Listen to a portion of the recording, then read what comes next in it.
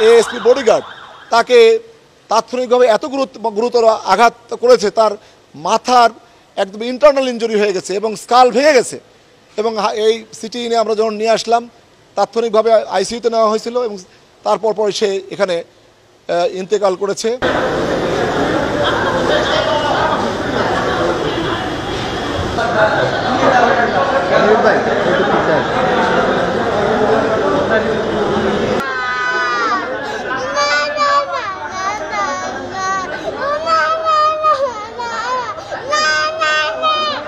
পয়লা জুলাই থেকে বৈষম্য বিরোধী বা নিপীড়ন বিরোধী যে ছাত্র আন্দোলন হচ্ছিল খুলনায়, এখানে পুলিশ সর্বোচ্চ ধৈর্য এবং সহিষ্ণুতার পরিচয় দিয়েছে। কখনো কোথাও পরশুদিন পর্যন্ত এক রাউন্ড টিয়ার গ্যাস বা রাবার বুলেটও নিক্ষেপ হয় নাই। পরশুদিন তারা একবার পুলিশকে আক্রমণ করলো, পুলিশ কিন্তু ধৈর্য ধারণ করছে এবং শুধুমাত্র টিয়ার সেল ব্যবহার করছে, আর কিচ্ছু ব্যবহার করে নাই। এবং আজকেও তারা সারা দিন তারা ছাত্র আন্দোলনের নামে এর আড়ালে নিষিদ্ধ ঘোষিত কিছু সংগঠন, গতকাল যাদের নিষিদ্ধ করা হয়েছে, তারা সহ সরকার বিরোধী কিছু লোকজন ভিতরে ঢুকে প্রায় ৪-৫ হাজার, প্রথম যখন এখান থেকে বের হলো শিববাড়ি মোড় থেকে, তখন কিন্তু সংখ্যা ১,০০০-এর মতো ছিল।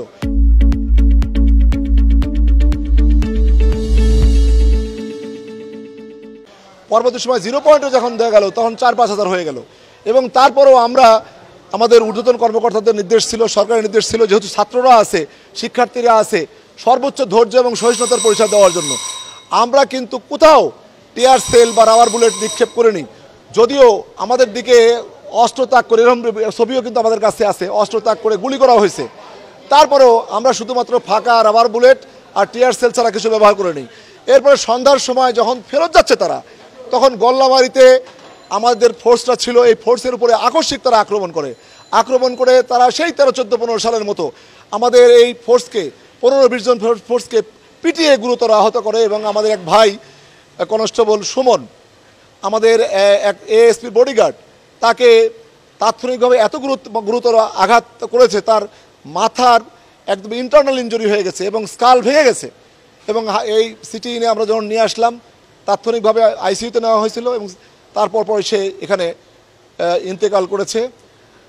আমরা এর বাইরে একজন আইসিইউতে আছে, 20-25 জন এখনও বিভিন্ন হাসপাতালে তারা যন্ত্রণার সঙ্গে কাতরাচ্ছে।